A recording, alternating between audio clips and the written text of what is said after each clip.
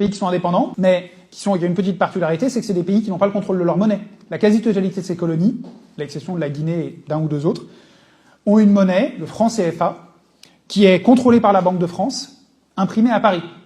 Donc vous avez un pays souverain dont la monnaie n'est pas sous son contrôle, n'est même pas imprimée dans sa capitale, mais imprimée dans la capitale d'un autre pays, qui décide combien il a le droit d'en avoir, à quel taux, etc., etc.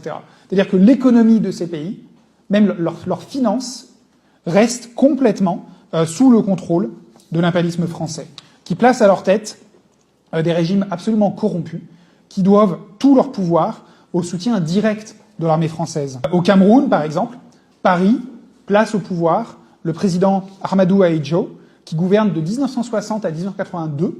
Ça, c'est une constante, c'est souvent des dirigeants qui restent en place très longtemps, parce qu'ils ont quelque chose qui est, qui est mieux que n'importe quoi pour gagner une élection, c'est la Légion étrangère française.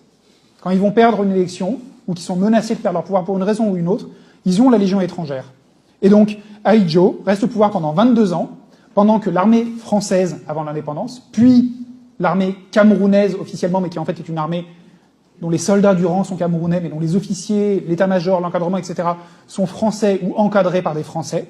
Donc pendant que l'armée française puis l'armée camerounaise écrase dans le sang le soulèvement des militants anti-impérialistes de l'Union des populations du Cameroun.